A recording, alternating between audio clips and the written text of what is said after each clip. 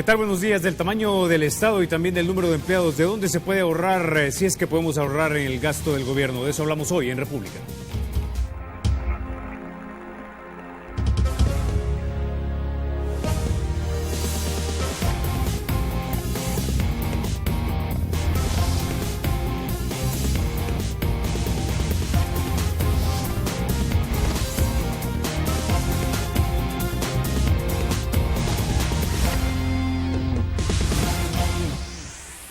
Bueno, sin mayor preámbulo, vamos a introducir a nuestros invitados. Esta mañana nos acompañan el licenciado Jaime López, él es investigador de FUNDE. También nos acompaña Douglas Avilés, exdiputado de Cambio Democrático y también su secretario general. Buenos días, caballeros, y bienvenidos a República. Buenos días, gracias por la invitación. Saludos, Jaime. Gracias. Y la audiencia. Bueno, Douglas, quisiera comenzar contigo. Siempre traiciona la costumbre. Quisiera comenzar contigo hablando, antes de pensar en un nuevo impuesto, efectivamente deberíamos revisar cada rubro del gobierno para saber si no estamos malgastando, desperdiciando o podemos encontrar dinero de donde podemos sacar estos fondos tan necesarios para combatir la delincuencia. Sí, sin duda alguna. Lo primero que hay que decir para arrancar esta reflexión es que en ninguna parte del mundo, y menos en países cuyas economías están presionadas desde distintas áreas, es bien recibido nunca una noticia donde impliquen nuevos impuestos. Eso primero hay que señalarlo. Eso ocurre en todas partes. A nadie le gusta siquiera pensar en la idea que tendrá que pagar un nuevo tributo. Y reitero, El Salvador no es la excepción. Evidentemente, para uno tratar de entender mejor estas cosas, hay que revisar el entorno económico. Es decir, cuál es la situación actual que vivimos a nivel de nuestras finanzas públicas, por ejemplo. Sobre esto hay una cosa que va a sonar rara.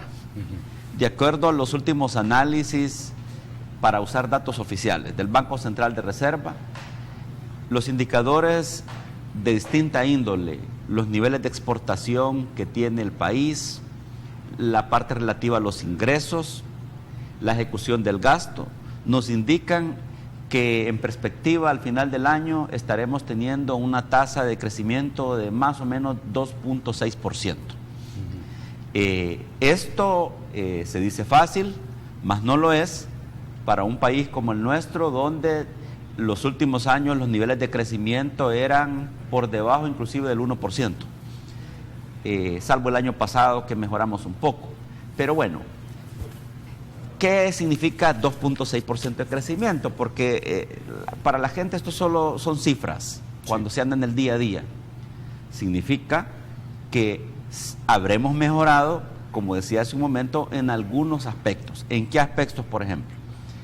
Según los datos últimos que estábamos revisando, a más o menos agosto de este año, por ejemplo, nuevamente un rubro que crece considerablemente son las remesas familiares.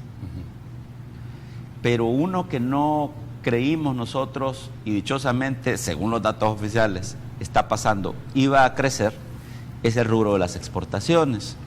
Hemos crecido algunos millones de dólares y esto yo creo que bien vale la pena compartirlo, porque de alguna manera uno siempre cree que todo está pero muy muy mal. Ese es el sentimiento generalizado de la gente, pero la verdad de las cosas es que los datos en algunos rubros nos están indicando otra cosa. Por ejemplo, yo aquí tengo una gráfica que es bien interesante.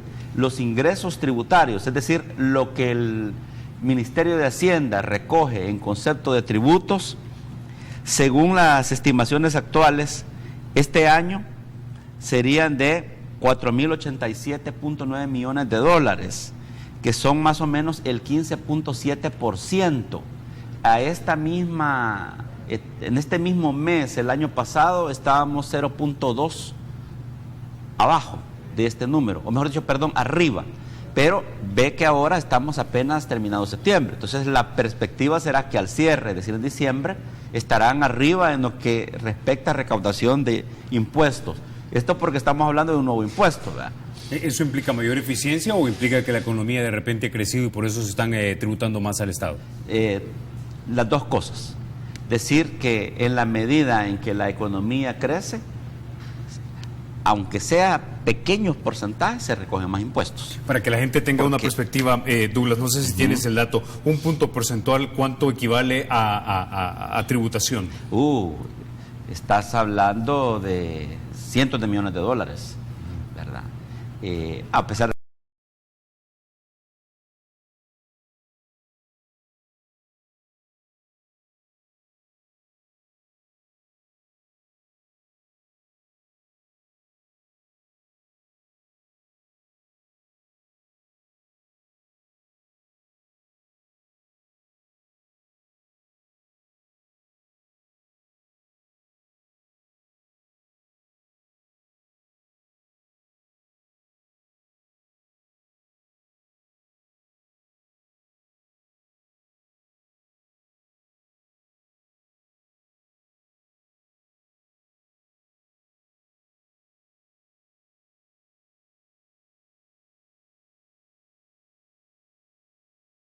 tan mal, si están creciendo o están decreciendo, como parte de un conjunto de indicadores que son una cantidad importante, ¿verdad? Que no podemos mencionarlo todo porque es muy complejo, pero fíjate que según los datos oficiales, el déficit fiscal, de acuerdo a lo último, estamos hablando de 2015, es de 143.6 millones de dólares en la actualidad.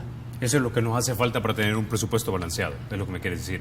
Y lo que quiero decir es, no es mala la cifra.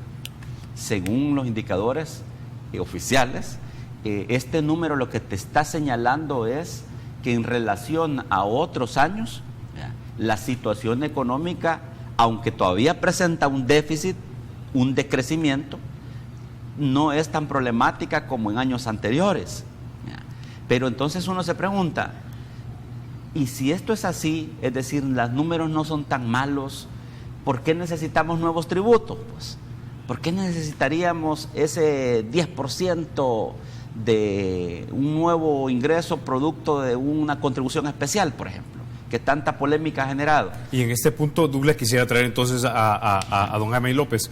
Quisiera saber si usted coincide con los números que tiene Douglas, y si es así, si entonces no es demasiado prematuro estar empezando a pensar ya en un nuevo impuesto o contribución especial. Bueno, sí, los números, digamos, efectivamente coincido con Douglas. A eso lo que ocurre es que muchas veces en los balances hay que sumarle, digamos, partidas que no están reconocidas o que no están debidamente reflejadas. Por ejemplo, con el déficit fiscal tenemos que sumarle lo que le llaman el déficit con pensiones también, y ahí las cifras comienzan a ponerse un poco más delicadas. En el año 2014 ya con pensiones el déficit llegó a 907 millones de dólares. Entonces sí estamos, entonces eso es importante. El gobierno también tiene un problema fundamentalmente de liquidez, es decir que lo que cada día recolecta en tributos o derechos o tasas no alcanza para cubrir lo que cada día tiene que estar pagando en efectivo. Y eso es lo que motiva principalmente este tipo de propuestas. Ahora, más allá de eso, sí es un hecho de que digamos, el gobierno, no el gobierno, sino que la sociedad está demandando muchos servicios y muchos proyectos al gobierno, y eso requiere financiamiento. Cuando hablamos, por ejemplo, del plan de seguridad del que se habla de 2.000 millones de dólares, son cantidades enormes, o sea, y efectivamente el gobierno no tiene capacidad para cubrir eso, y si en un determinado momento como sociedad decimos, miren, esto es lo que queremos hacer, también tendríamos que sentarnos sobre la mesa y decir cómo vamos a financiar esto. Pero quizás lo que, aparte de las cifras, digamos, cuando no están completos, cuando no se reflejan todas las partidas, lo que genera muchas veces desconfianza o muchas veces rechazo es cuando las medidas se nota que son parciales. ¿Qué es lo que un plan de financiamiento, digamos, qué es lo que debería de incluir? Debería de incluir, por ejemplo, efectivamente, primero una revisión de qué es lo que ya tenemos financiado, qué es lo que podemos reorientar, qué es lo que podemos optimizar para complementar ese financiamiento. Hay que hacer un ejercicio de priorización, o sea, no se puede hacer todo a la vez. O sea, si uno tiene 10 cosas sobre la mesa, uno a lo sumo puede escoger una o dos y enfocarse en eso. Y desde luego llega un momento que también puede hablarse de nuevos ingresos, o sea, pero aún en los ingresos también hay mucha tela que cortar, o sea, en los ingresos Por ejemplo, un tema que se ha planteado desde hace varios años y no se ha tocado en el país es la evaluación de los incentivos fiscales, del gasto tributario. ¿Qué es esto? Es lo que el gobierno deja de recibir cuando en las leyes se establece que hay ciertos sectores o ciertos sujetos económicos que no pagan los impuestos o están exonerados de los impuestos o cuentan con ciertos incentivos, y ese es dinero que deja de percibir el Estado. Entonces, así creo que entonces lo que tendríamos que hacer es poner todas las cartas sobre la mesa, o sea, y no poner solo una, necesito más impuestos, sino que poner la carta de, bueno, revisemos cuánto tenemos, poner la carta de la priorización de objetivos, poner la carta de la reorientación, de las optimizaciones, y en el lado de los ingresos, además de poner las cartas de nuevos impuestos o nuevas contribuciones, poner cartas como esta, la revisión o la evaluación del gasto tributario. Ahora, si están todas las cartas sobre la mesa, como usted dice, hay que evaluar también, pienso yo, en un primer momento, o por lo menos parte de esos momentos de evaluación, es cómo está funcionando el gobierno. Usted hablaba acerca de programas que obviamente necesitan personas para que funcionen. En 2009 habían unas 134,000 personas empleadas en el Estado. Ya para 2014 habían 158,054 aproximadamente. Se habían adicionado 23,460 empleos en 5 años aproximadamente. Quiero que veamos algo en pantalla, y es en qué se está gastando este gobierno este dinero cuando se trata de la distribución de los empleados por nivel salarial.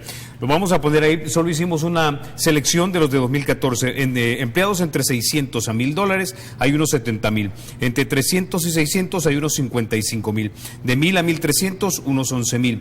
De hasta $300 unos 7,500.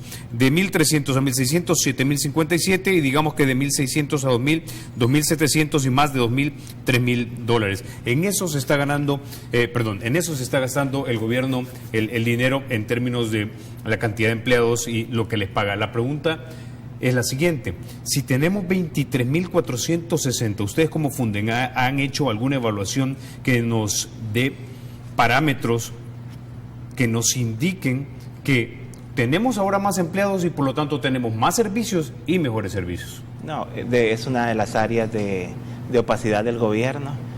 Uno no puede decir que el incremento en remuneraciones es malo por sí mismo, sino que tendría que poder evaluar cómo se está distribuyendo, qué tipo de plazas, qué tipo de personal es el que se está contratando. Porque, por ejemplo, siempre se dice, bueno, si estamos exigiendo planes de seguridad, necesitamos más policías, más investigadores. Pero cuando uno busca esta información en el gobierno, ahí se encuentra que hay una gran área es una gran área de opacidad, porque primero hay problemas sobre el número real de plazas. No siempre las cifras son confiables, porque además de que está el personal por ley de salarios, está el sistema de contratos, que es un sistema mucho más menos transparente. Y lo segundo, lo más importante, que es la clasificación del personal, uno no la encuentra. Es muy difícil en estos momentos poder decir de esos 23,000 que tú dices, cuántos efectivamente son personal médico, personal ingenieros o personal de seguridad, policías, investigadores, y cuánto es burocracia pura, digamos, lo que es personal administrativo.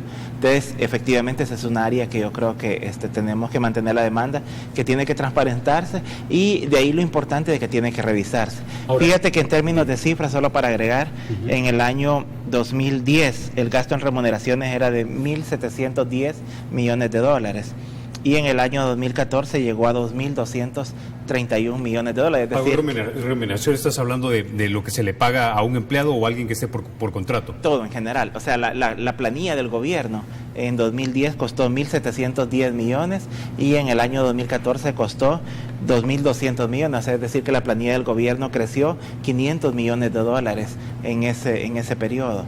Entonces, ¿es bueno, es malo? No sabemos, ese es el problema, que no tenemos. La primera cosa que le pide al gobierno, ayúdenos a darle respuesta a esa pregunta, que cómo se distribuye y cómo se usa el gasto en remuneración. Vamos entonces a recurrir a tu experiencia política en esto y lo que seguramente has visto, no solo en la Asamblea, sino que lo que te has enterado. 500 millones más de 2,000 millones entonces en pago de planilla. ¿Tenemos mejores y más servicios en el Estado? Mira, el tema de la eficiencia en el sector público, sobre todo, es realmente polémico. en los distintos niveles, no solo en relación a la eficiencia del recurso humano y lo óptimo que pueda ser una cantidad de empleados X en algunas de las instituciones, si es demasiado, es poco, es bajo. Eso ni siquiera puede llegar a establecerlo mientras no tengas la respuesta a una cosa todavía más básica. Por ejemplo, estábamos revisando en entrar a esta entrevista la ejecución del presupuesto. En términos generales, salvo algunas excepciones, toda la ejecución del presupuesto, ya por iniciar octubre, está al 45%, abajo del 45%. Es decir que en 3 meses tendrán que ejecutar el otro 55%. O sea, eso dice mucho en términos de la eficiencia. Generalmente, también no quiero ser irresponsable, es común que en el aparato del Estado en los últimos 3 meses, producto de una serie de procesos, se gasten la mayor parte del pastel, pero nunca llegan a ejecutar óptimamente Es decir, que siempre hay picos. Bien, eso dicho, cuando vamos a la parte relativa al número de empleados a nivel del aparato estatal, desde siempre este ha sido un tema polémico. Y yo diría que la cifra no hay que verla de manera aislada. La parte relativa al pago de salarios, es decir, la partida de remuneraciones, siempre ha sido una de las más altas dentro de los presupuestos. Y está incluida como un componente, pero trascendental en lo que se refiere al llamado gasto público o gasto corriente. Por ejemplo, yo tengo aquí datos que nos indican que un poco en la línea de lo que nos estaba compartiendo nuestro colega, este año el gasto corriente alcanza el 7.2%, que es ligeramente más bajo al mismo periodo del año pasado, cuando era 7.5, pero no ha terminado el año. Pero por otro lado, lo que te indica es que estás hablando de un volumen más o menos arriba de 6,000 millones de dólares en el grueso, ¿verdad? ¿Cuánto representa la partida de remuneraciones? Sin duda alguna va a representar una parte muy alta. ¿Es necesario tener esa cantidad de empleados, sí o no? Mira, yo te lo voy a decir de esta manera porque es un tema bien sensible, tiene que ver con derechos laborales ganados. En algunas instituciones, a mí no me queda la menor duda que muchas de estas contrataciones son producto del clientelismo, son producto del amiguismo y donde escasea la meritocracia y por lo tanto es grasa. Otra cosa es cuando vas a evaluar si ese personal hace su rol, si cumple sus funciones. A mí no me queda la menor duda que los más son gente honrada y trabajadora, pero los menos deberán ser personas que no han sido contratadas con base a estándares que demanden eficiencia. Y evidentemente esto nos lleva a una discusión que está engavetada y que por cierto debería de reactivarse porque la tiene el gobierno central, una ley de la función pública. El gobierno central tiene un proyecto de ley denominado Ley de la Función Pública que entre otras cosas establece mínimos que en una situación donde la economía es complicada y nuestros ingresos son muy bajos, es importante determinar cuándo se debe realmente contratar un empleado o empleada y cuándo no. No hay establecido con claridad una política de contratación que realmente redunde en que el personal con el que cuentan ciertas instituciones sea el que realmente necesite. Habrá excepciones, siempre las hay, pero la tónica que tenemos año con año es que las plazas van creciendo de forma desordenada, las plazas de trabajo. Y muchos dirán, qué bueno que la gente tenga trabajo, qué bueno que la gente tenga empleo. Nadie está discutiendo eso. El punto es si nuestra situación fiscal, nuestra situación económica es tan buena, ¿verdad?, como para que tengamos niveles de contratación demasiado exorbitantes año con año y que compresionan tanto la caja del Estado que llega a un punto en que nos vemos obligados a ver de dónde sacamos recursos. Una última idea, ¿por qué tenemos compresionada, apretada la caja del Estado? Por estas y otras cosas. Esas otras cosas que nos ayudan a salir adelante son los niveles de endeudamiento. Bien decías tú, no es lo mismo analizar cómo están nuestras finanzas públicas con o sin pensiones. Si analizamos la cosa con pensiones, no sé si coinciden los datos de Funde, creo que andarán por ahí, estamos arriba del 60%, ¿ya?, en relación al Producto Interno Bruto. Cuando tú quitas las pensiones, creo que estás arriba del 45%, o andas lindando los 50% quizás. Pero, ¿qué quiere decir eso? Quiere decir que para darle manutención a estos excesos, de algún lado tiene que salir el dinero. Y cuando no te puedes endeudar, porque teníamos 900 millones de nueva deuda que están ahí en la sala de lo constitucional, donde todavía no se ha decidido qué va a pasar con ellos, aparecen medidas como las que estamos conociendo hoy día, una contribución especial de un 10%. Y seguirán, no quiero ser mal agüero, apareciendo nuevas propuestas de más tributos, muy seguramente. Claro, porque el dinero no hay de dónde. Nunca alcanza. Ahora, bueno, vamos a la pausa. Solo déjeme decir esto porque debo de decirlo. Es de lo que más me irrita, de hecho, cuando se trata del gobierno. No es lo mismo ser ocupado o tener empleo que ser productivo. Con eso ya nos quedamos. Vamos a la pausa.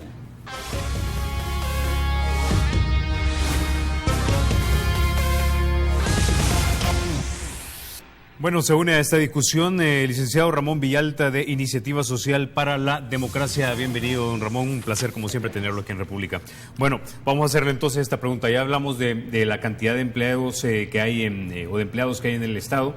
Hay un anteproyecto de ley o un proyecto de ley de función pública que de alguna manera permitiría no solamente ser más exigente a la hora de contratar personal, sino que probablemente nos llevaría a depurar de la grasa del Estado. Sí. Bueno, la semana pasada, el viernes, hubo una discusión donde el gobierno invita a unas personas de organizaciones internacionales con el ánimo de reiniciar la discusión, el debate del anteproyecto de la ley de la función pública, señalando prácticamente que van a iniciar un nuevo proceso. A mí eso sí me preocupa porque hay ya un avance sustantivo. Ese anteproyecto de ley tardó bastantes meses en ser elaborado y hubo muchas personas que participamos en la discusión y en el aporte al contenido de esta ley. Y se está planteando nuevamente iniciar el proceso para elaborar un nuevo anteproyecto. Hay que tener en cuenta que este anteproyecto tiene el rechazo del sector sindical. Y tiene un rechazo no solo del sector sindical, sino también de algunos altos funcionarios de gobierno, y todo tiene que ver con que los procedimientos o los nuevos procedimientos que se pueden establecer obviamente eliminan toda esa, no sé cómo llamarle o denominarle, pero entre comillas le vamos a denominar mafia que hay en todos los procedimientos de contratación, en donde también muchos de los sindicatos entran a jugar. Obviamente, para poder entrar en un proceso y que El Salvador, en todas las instituciones del Estado, no solo del órgano ejecutivo, realmente pueda mejorar y tener y contar con una plantilla de empleados que se necesita realmente, debería de tenerse con mayor claridad cuáles son los planes que están implementándose en cada uno. Al menos el órgano ejecutivo, uno dice, bueno, ahí hay un plan quinquenal de desarrollo, hay un plan quinquenal de gobierno, habría que ver entonces qué es lo que se necesita. Y sobre esto creo que es importante tener en consideración cuál es la capacidad que el Estado tiene para invertir y cuál es la capacidad que el Estado tiene para lograr generar los ingresos de manera de poder hacer las previsiones necesarias de por dónde tiene que ir la inversión. Aquí ya se ha señalado el problema que tenemos de la opacidad, porque uno puede decir, bueno, en el órgano ejecutivo 100 y pico de miles de personas trabajando, un incremento de más de 500 millones en 4 años de estar en el gobierno, entonces significa que hay una inversión, un crecimiento en el personal, pero lo que no se visualiza con claridad es cuál es el crecimiento que hay en el ingreso fiscal también del gobierno. Y en esto uno tiene que tener en consideración que la transparencia en cuanto al gasto público existe en alguna medida, y hay una buena porción de ese gasto que no es muy transparente, que hay mucha opacidad, que no hay la suficiente información, pero también tenemos mucha opacidad y poca transparencia en términos del ingreso público, no es conocido. Señor Villalta, a su juicio, esta cantidad de personas, y traigo esto a colación porque estamos hablando de si podemos hacer algo antes de imponer un nuevo impuesto o una nueva contribución especial. Estos 500 millones de dólares más, estos 24,000 empleados más, ¿nos dan más servicios o mejores servicios? Bueno, en términos generales, cuando uno comienza a revisar no solo en si los servicios que están llegando a la población, uno puede comenzar a enumerar, bueno, en materia de salud han aumentado una variedad de servicios, se ha acercado mucho más el servicio y la prestación y el acceso a la salud a muchas más comunidades, ahí ha habido un incremento significativo de personal porque ha habido toda una estrategia de atención de salud. En educación pudiera considerarse que ha habido un poco de aumento también. Lo que importa es ¿cuál es la estrategia que El Salvador está teniendo para poder atender las distintas necesidades y cuál es el proyecto de país que está construyéndose? Muy bien, si se necesitan 150 millones anuales para poder financiar de manera especial la atención de la seguridad pública, habría que revisar por qué la Asamblea Legislativa está aumentándose 300 millones y por qué no sacar de los 300 millones que aumenta la Asamblea Legislativa en atender la seguridad. También antes de más impuestos uno tendría que revisar si el gobierno está haciendo los esfuerzos necesarios para poder recuperar toda aquella parte de dinero que no ha sido recuperada proveniente de impuestos. El estudio de Francisco Lazo indica que son 2.300 millones de dólares lo que el sector privado evade y elude. Y de esto estamos hablando de 1.100 millones de dólares prácticamente, que es el producto de la recaudación del IVA. Dinero que nosotros los consumidores pagamos, que lo retienen un agente privado y que no lo entrega también al Estado. Estamos hablando de 1.100 millones de dólares, con lo cual perfectamente pudiéramos financiar los temas de seguridad de acuerdo con los montos que se están estableciendo. Estamos hablando de que son por lo menos cerca de 500 millones de dólares que se eluden en El Salvador mediante distintos mecanismos de ley que le permiten, que faciliten, que dan prerrogativa a distintos sectores privados y que bueno, pero toda esta plata, ¿qué pasa? ¿Dónde está? ¿Por qué no se está logrando recaudar antes de ir a imponerle una carga mucho más a la población? Es decir, hay que trabajar también el lado de evasión y elusión. Ahora, licenciado López, hablamos, siempre es más fácil singularizar a la Asamblea Legislativa por los gastos que muchos salvadoreños consideran como superfluos, pero el gasto o el mal gasto no está realmente en el órgano ejecutivo, es decir, no es ahí donde de repente están esos gastos de alimentación, esos gastos de viajes, esos gastos de viáticos, esos gastos excesivos en combustible, las plazas fantasmas, las plazas innecesarias, los sobresueldos, las plazas sobrepagadas, etcétera, etcétera, etcétera. Fíjate que lo cierto es que no lo sabemos, ni lo sabe la población y quizás ni el mismo gobierno lo sabe, porque el presupuesto tal como se ejecuta no cuenta con mecanismos de evaluación. Es decir, nosotros damos 500 millones para salud, por ejemplo, y aunque hay informes, hay memorias de labores, pero a la hora de la evaluación realmente lo que revisamos es si hay facturas sobre esos 500 millones de dólares y eso es todo. O sea, entonces el problema es que no tenemos un sistema ni de planificación ni de evaluación que nos permita revisar los resultados que se están obteniendo. Por ejemplo, tenemos los mismos programas de seguridad, por ejemplo. Uno bueno, vamos a invertir 100 o 200 millones de dólares más, pero ¿qué resultado vamos a tener a cambio? Y en la medida que va pasando el tiempo y revisando si esos resultados se están obteniendo o no.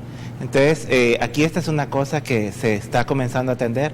Por ejemplo, ya el presupuesto de este año, de 2015, de 2016, entendemos de que se va a hacer bajo la modalidad de presupuesto con enfoque de resultados. Y ahí sí ya se vincula el dinero con la producción que se espera que tenga cada oficina. Es decir, cada hospital, por ejemplo, se le va a dar tanto dinero y qué impacto va a tener en la población a la que atiende. Y esa es la cuestión de la transparencia. La transparencia no es solo, publicar los documentos que se están publicando actualmente en los sitios web, sino que es realmente poder responder ese tipo de preguntas. Y por duro que parezca, pueden decir, bueno, esto no saben nada. Sí, es la verdad, no sabemos. O sea, todo lo que gasta el dinero, el gobierno que gasta el dinero, es muy difícil saber qué resultados son los que se obtienen con ese dinero, con ese fondo. Es decir, no solamente no hay una manera de medir los resultados, sino que también, por lo que le entendí, contablemente no me pueden decir a dónde se gastó hasta el último penny. Es muy difícil. Los detalles de información se manejan de manera bastante, digamos, dispersa. Datos, no hablemos solo del gobierno central, hablemos también, por ejemplo, de la alcaldía. Yo puedo hacer la pregunta, ¿cuánto gasta el sector municipal al año? Podemos comenzar a hacer un sondeo entre analistas y quizás muy pocas personas, 2 o 3 personas en todo el país sean las que conocen ese dato. ¿Por qué? Porque no tenemos un sistema centralizado que recoja la información de las alcaldías y las consolide de manera sistemática y de manera pública para revelarnos qué es lo que se está haciendo con el dinero de la alcaldía.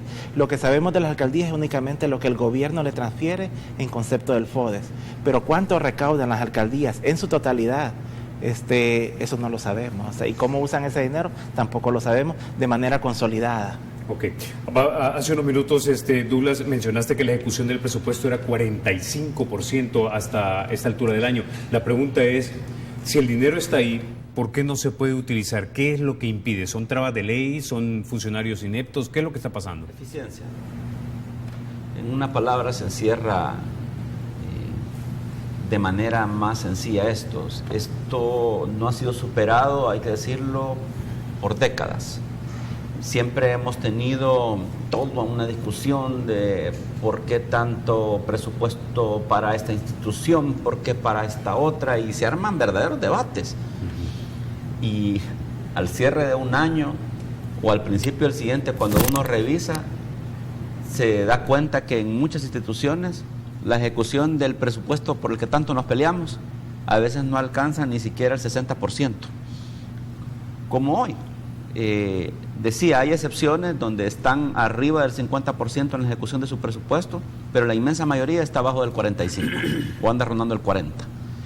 Decía también que es normal que en los últimos 3 meses del año, para decirlo de una manera sencilla, se gasten todo lo que no se han gastado en el año. A veces de forma justificada y a veces no.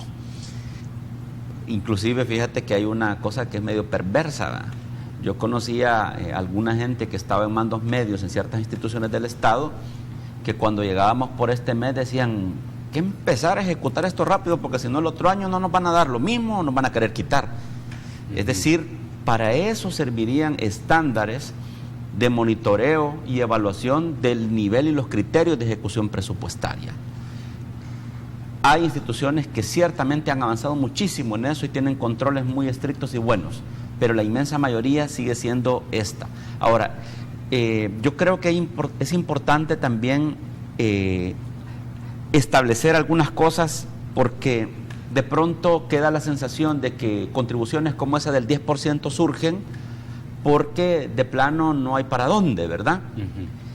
Hay, digamos, márgenes que nos dan ciertos indicadores que nos muestran que probablemente no sería la única solución ese tipo de medidas tipo contribución especial.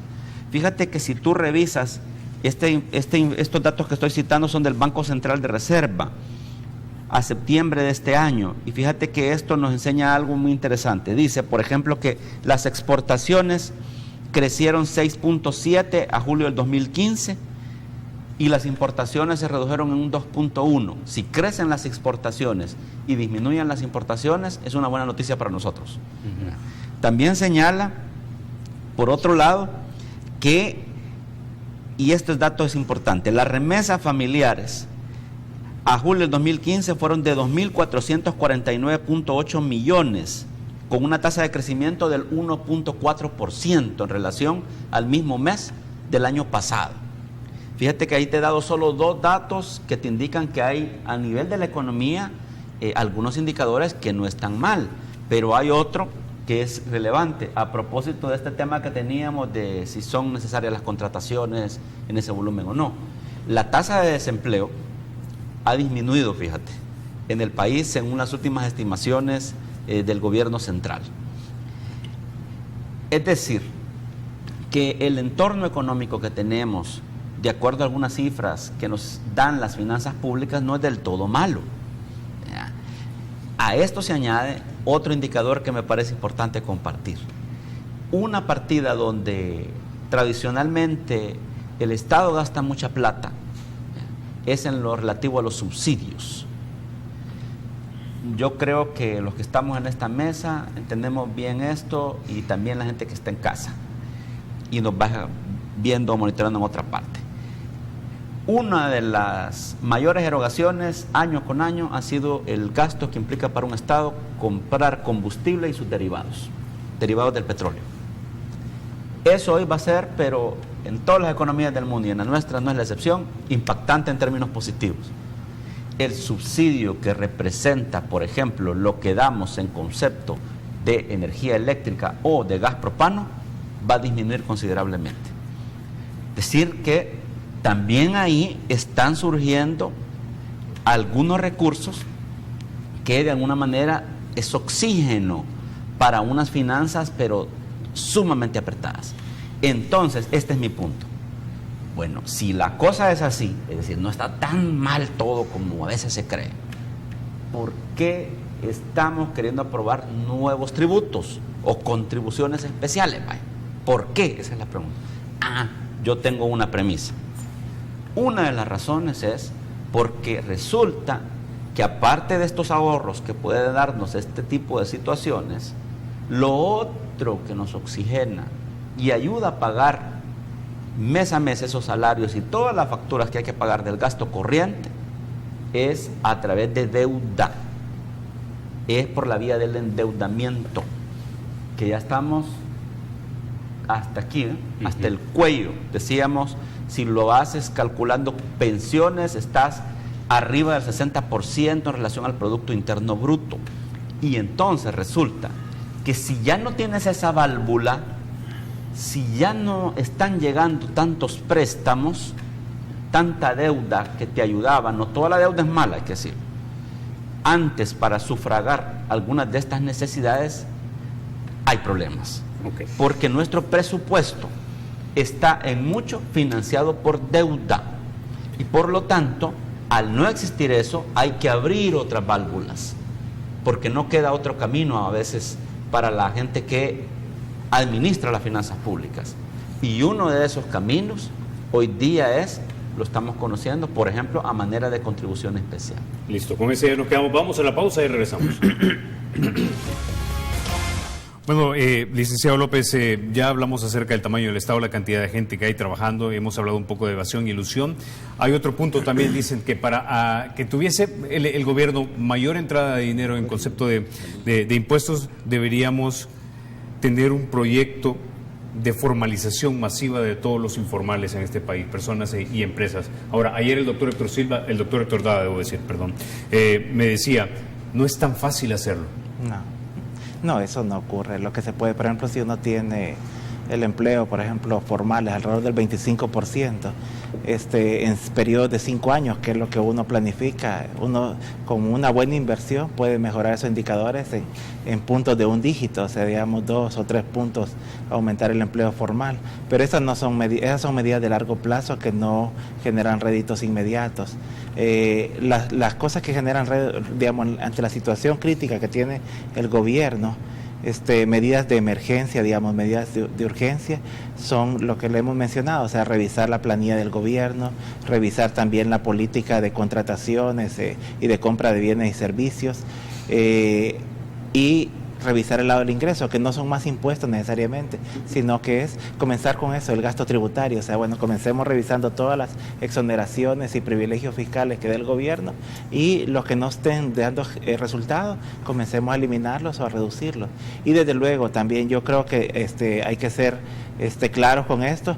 Tenemos un gobierno pobre, en términos, por ejemplo, comparativos con otros países de América Latina, y va a llegar el momento en que también tenemos que decir, necesitamos más ingresos, necesitamos más impuestos, pero no podemos comenzar por ahí la discusión.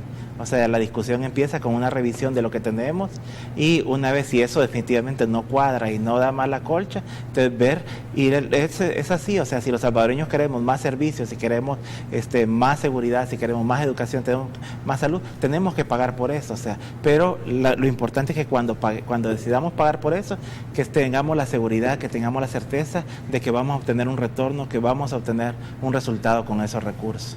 Ok, ahora, la última pregunta para ti. En esta oportunidad, mi querido Douglas, la ACEGINA, de hecho, viene ahondando lo que dice ya el licenciado López acerca de los servicios que queremos. La pregunta es si actualmente, y lo pregunta ella, dice, ¿qué tan real es pensar en que el gobierno pueda reducir plazas en la Asamblea? Y yo añadiría en todo el Estado. Mira, yo pienso que se puede. Creo que de alguna manera toda esta apertura que ha existido en el último tiempo para debatir más claramente sobre estos temas en espacios como este y otros ayuda considerablemente. El simple hecho de que ahora, y hay que reconocerlo, contemos con una ley de acceso a la información pública que el mismo Congreso aprobó, son herramientas que van rompiendo algunos mitos con el paso del tiempo y van abriendo verdaderas cajas de Pandora a ratos. Creo que toda esa institucionalidad que algunos podrán considerar que es poca cosa, para mí no lo es, de alguna manera está haciendo que todo esto cambie y permee. Mira que la presidenta de la Asamblea la semana pasada reveló la nueva lista de asesores contratados en la Asamblea. ¿Por qué ocurrió? Porque el instituto dijo que la información que se había dado era incompleta. Es decir, que está funcionando de alguna manera la institucionalidad en ciertas cosas. Tal vez son pequeños pasos en la dirección correcta. Esta presión no debería ser así, pero ayuda a que cada vez más exista presión de austeridad en algunas instituciones del Estado. Y yo diría que el gran reto es que esto trascienda a órganos como el legislativo, que permanentemente están señalados porque están más a la vista. Pero esto también debe de ocurrir a nivel del órgano judicial, a nivel del órgano central, a nivel de las municipalidades, a nivel de instituciones autónomas, donde muy poco sabemos qué se hace en esos ámbitos, pinceladas apenas, datos aislados apenas. Es decir, si esto con el paso del tiempo se va modificando, trasciende a una conducta donde hay mayor conciencia de que sí se puede ser eficiente. Un poco en la línea de lo que Jaime decía, ¿qué soluciones podemos tener para que no ocurran medidas traumáticas como esta de la contribución especial del 10%? Sin duda una de esas es ir disminuyendo ese tipo de prácticas. Eso nos puede dar más recursos frescos, tal vez no sean suficientes, pero nos puede posibilitar una mayor inversión, por ejemplo en programas sociales que yo les compartía, no es poca cosa, pero son apenas 160 millones de dólares los que se invirtieron en el 2014. Desearíamos que fuera más en este tipo de programas de ayuda subsidiaria y de solidaridad. Creo que en la medida en que vaya también tomándose conciencia en que los presupuestos que se aprueban para las instituciones del Estado en general resultan demasiado inflados porque los niveles de ejecución, cuando tú vas viendo, son bajos. En educación está alcanzando arriba del 42% por esta etapa, en salud, y en educación está arriba del 50%. Digamos que en educación es una buena señal, porque en relación al promedio que anda abajo del 40, tiene arriba del 50, bueno, pero en relación a salud es muy bajo. Eso te indica que también en la medida en que se presenten presupuestos más aterrizados, más realistas en cuanto a niveles de ejecución, también vas a ir teniendo otra clase de cifras. Pero para redondearlo ya en una frase,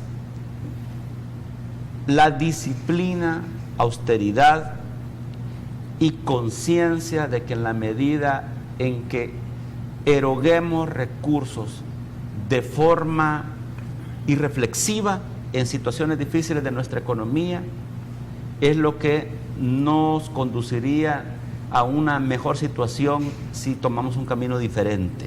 Ok. Bueno, la última palabra para usted, señor Villalta. Si ya sabemos que tenemos una cantidad de dinero que es limitada, pero ni siquiera ese dinero lo estamos ejecutando, ¿cómo hacemos para mejorar la ejecución de los presupuestos?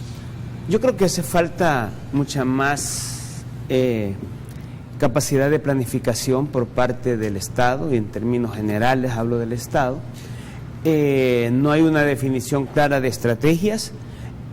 Muchas veces se llega al planteamiento de tener una idea de que necesitamos una cantidad de dinero, pero no hay una claridad exacta de en quién lo vamos a invertir o cómo es que se va a invertir esa plata. O sea, tener una idea que la seguridad, por ejemplo, necesita 150 millones y que se orienta específicamente para atender los efectos del problema de la inseguridad de la ciudadanía, sin tener en consideración que también, por ejemplo, aquellos municipios, aquellos territorios donde la delincuencia todavía no se ha afincado y que hay posibilidades de que esos territorios puedan tener un nivel de desarrollo diferenciado, en eso no se está apostando, en eso no se está invirtiendo, por ejemplo. Entonces, ¿cuál es la estrategia que se está siguiendo? ¿Cuál es la estrategia para atender la situación de pobreza y sacar al país de la pobreza? Se está invirtiendo mucho más en los programas sociales que tienen, diríamos, un corte todavía bastante asistencialista, o se está pensando en generar mayores capacidades productivas en la población. Por ejemplo, cómo se está atendiendo a la ciudadanía, a los productores pequeños agrícolas, para que se puedan adaptar al proceso del cambio climático. Bueno, hay una intención de potenciar toda la idea de las alianzas público-privado, pero estas alianzas público-privado priorizan a los grandes empresarios, pero no están priorizando en los pequeños productores que están saliendo afectados con la sequía. ¿Cuánto se está invirtiendo en reservorios de agua? ¿Cuánto se está invirtiendo en sistemas de riego para poder apoyar a los pequeños productores, que son los que garantizan la seguridad alimenticia del país? Entonces, creemos de que hay un punto fuerte todavía de cuál es la estrategia de desarrollo que se está siguiendo, y en ese marco de esa estrategia, que es la inversión que el país necesita, y más bien eso es lo que puede determinar si el Estado requiere o no de una cantidad determinada de empleados. Creo que ahí hace falta mucho. Y luego, lo que ya hemos señalado, no solo se trata de que ahora estemos pendientes de cuánto está gastando el Estado y si el Estado tiene la capacidad de poder generar la inversión del presupuesto, sino insistimos en cuál es la capacidad que el Estado tiene para generarse los ingresos que de verdad se necesita. En una dinámica productiva que garantice que más personas se están incluyendo en generar capital para el país, o en una idea de un país que en lugar de generar más capital te genera más empleo público, la generación de empleo público no garantiza el desarrollo de un país. Okay. ¿Verdad? Entonces creemos de que hay que evitar lo que ocurrió en Grecia, que cada vez que había gobierno aumentaban los empleados. Listo. Bueno, se nos acabó el tiempo. No me resta más que agradecerles que hayan estado ustedes esta mañana aquí en República de Caballeros. Gracias. A ustedes, amigos, los espero mañana a las 6:30 de la mañana. Se quedan con la edición matutina de Teleprensa y recuerden, la República es de todos. Hay que cuidarla.